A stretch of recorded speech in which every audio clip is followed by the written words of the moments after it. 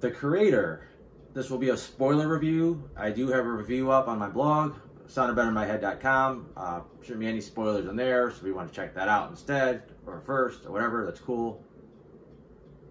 I ended up giving this a 3.5 out of 5. I almost gave it a 3. That was pretty solid. First of all, terrible title. It's not catchy at all. It doesn't really give you an idea what this movie's about. If you told me there was like 20 other movies already called The Creator, I would say that's probably about right. Didn't even hear about this movie. I heard the name prop up here and there for other reasons, but I saw the first trailer for this last weekend, and I thought it actually looked really cool. I tried to read up on it a little bit. Didn't seem to a lot of information out there. Wasn't a lot of reviews out yet, but it piqued my interest, so I actually ended up kind of last minute deciding to check it out. The movie is, like a lot of people said, because I read some other reviews first, the plot's fairly derivative of a lot of different stuff. You know, it's basically humans created AI, the AI attacked the humans, and now humans are fighting against the AI, and this guy goes to destroy their secret weapon, which turns out to be a little kid robot, and he's more or less ends up just, it's like, does he just protect it or does he destroy it? It gets a little bit more complicated than that.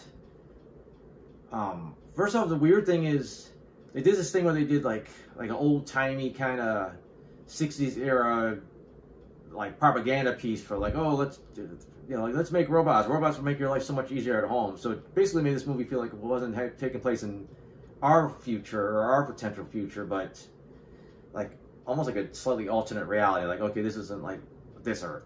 This is like a different Earth. Like, I just kind of got that vibe right off the bat. Like, okay, this isn't going to necessarily happen here. Just the way they did the presentation. Felt like they zipped through like a lot of stuff a little too quick before you get to like the nuclear attack. Just not enough to quite sell the fact that these robots seem to actually have feelings and feel emotions. You know, there was a little debate in the movie whether or not they're actually feeling these or it's just programming. I don't think the movie did a good enough establishing one way or another. It just goes too quick, seeing how they interacted, you know, with humans on a day-to-day basis.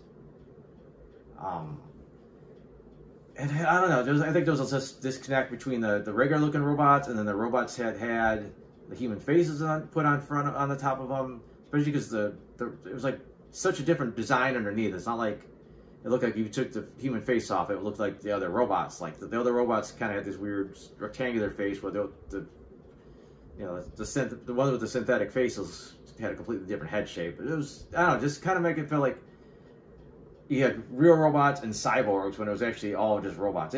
I said, just the way it was done, it didn't quite sell me on these, you know, the sentience of the robots. It's a weird way to nitpick it, I guess, but that's just, it didn't work the way I think they intended. Then they did a kind of lot of, especially early on, these kind of like flashback sort of things. They jumped around a little bit, kind of disoriented me a little bit, like trying to understand the story. I think it's a little confusing also, I think, to people, because pretty early on, the main character played by John David Washington, you know, he's got like a cybernetic arm and leg to replace his real ones, but I think it's tiny bit confusing where I think people might be like, wait, is he robot too? And it's just kind of weird that they don't explain until later how he lost his limbs and that these are just synthetic.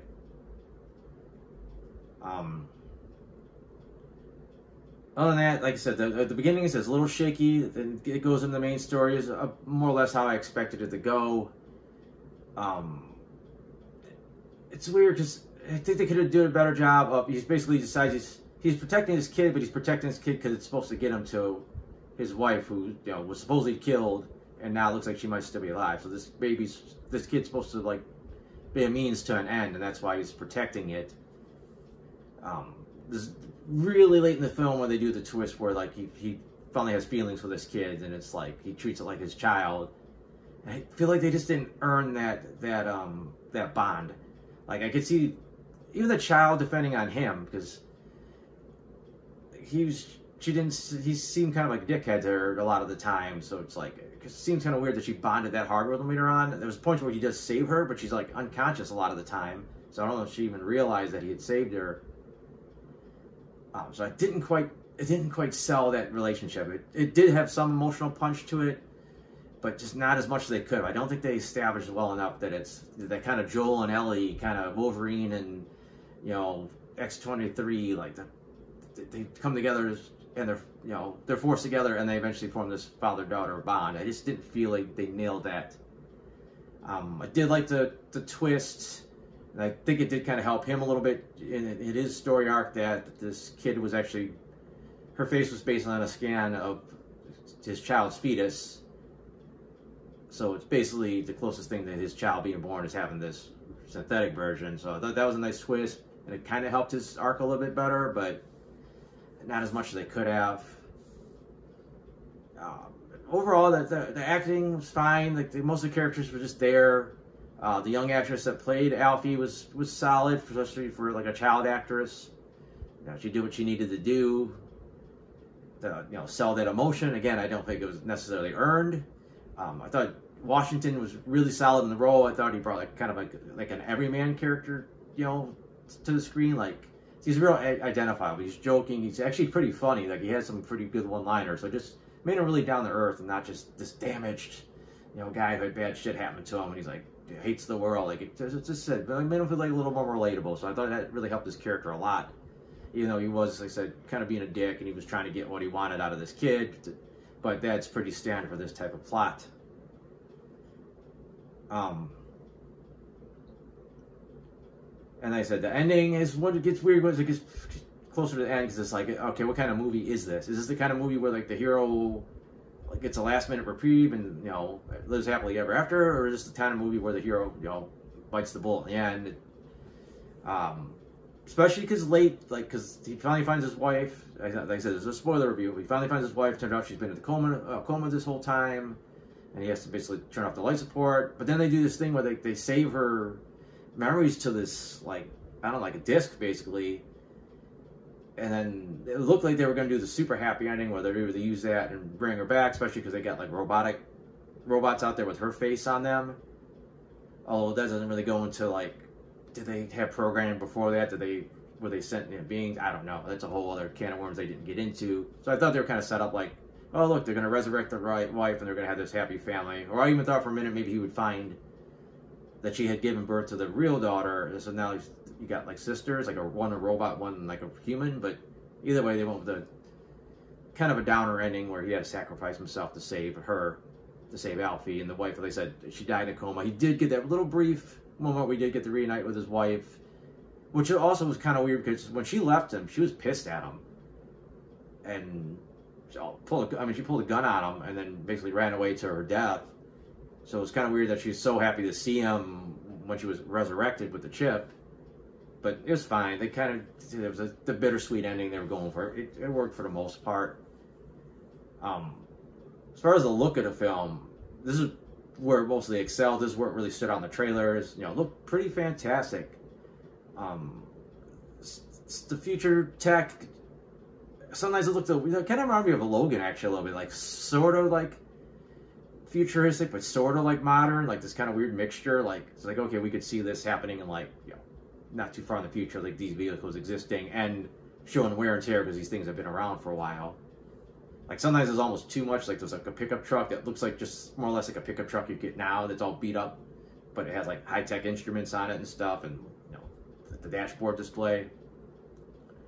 Some really cool vehicles, especially the army vehicles at the end, kind of remind me of something you would see from like the first Avatar, like these big, massive military vehicles that are taking down, you know, trees and whatnot.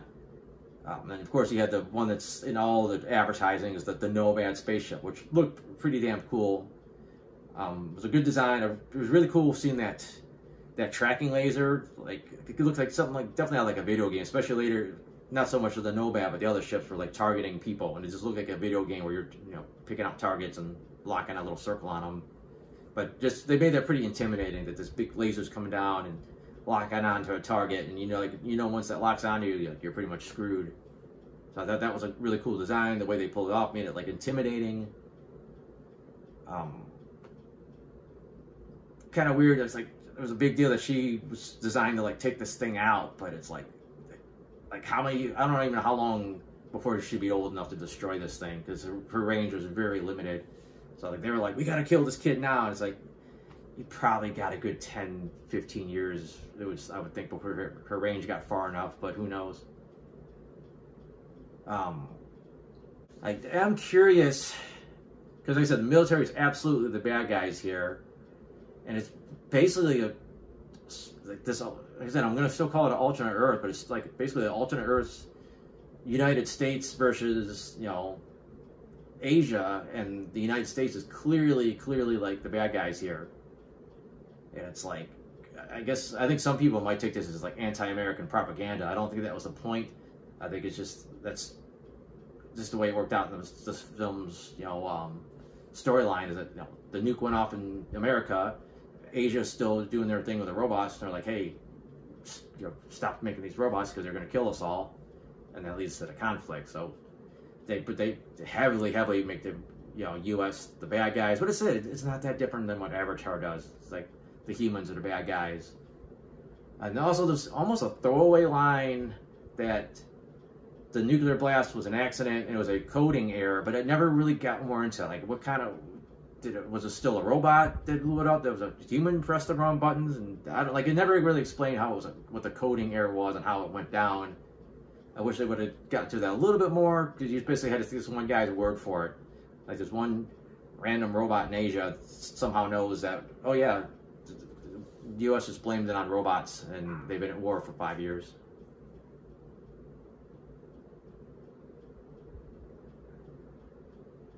But that's probably about it. Like I said, great looking film.